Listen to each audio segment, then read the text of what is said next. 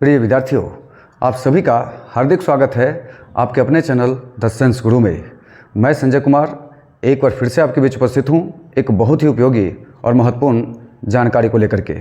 आज के इस वीडियो में हम चर्चा करने वाले हैं भारत के कुछ ऐसे नदियों के बारे में जो किसी राज्य के लिए वो शोक कहे जाते हैं। साथ ही हम कुछ ऐसे नदियों के बारे में भी हम चर्चा करेंगे जो किसी राज्य के लिए वो जीवन रेखा का काम करती है। यदि आप चाहते हैं इस महत्वपूर्ण जानकारी से भली भांति अवगत होना तो मेरे इस वीडियो के साथ आप अंत तक जरूर बने रहिएगा। तो चलिए तैयार हो जाइए सुनने के लिए, समझने के लिए। सबसे पहला जो तथ्य है वह यह है कि बिहार का शोक किसे कहा जाता है।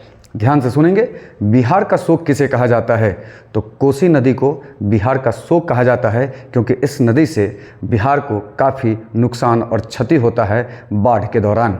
आगे जो तथ्य है वह यह है कि बंगाल का शोक किसे कहा जाता है।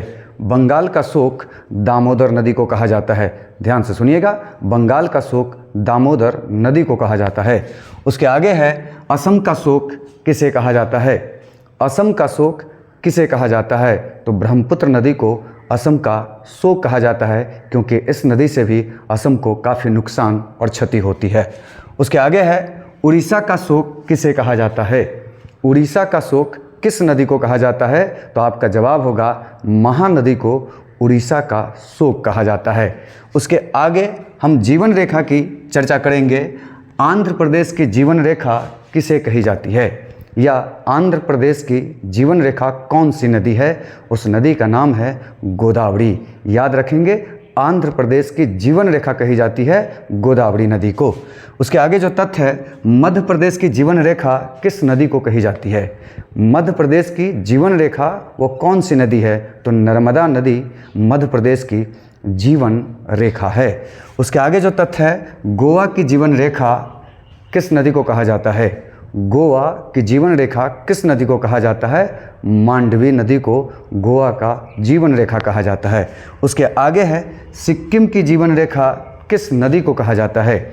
सिक्किम की जीवन रेखा किस नदी को कहा जाता है तो आपका जवाब होगा तीस्ता नदी को सिक्किम की जीवन रेखा कही जाती है। जीवन रेखा अर्थात इस नदी से इन राज्यों को काफ़ी ज़्यादा फायदा होता होगा, और शोक कहने का मतलब है उन नदियों से उन राज्यों को काफ़ी ज़्यादा क्षति और नुकसान होता होगा।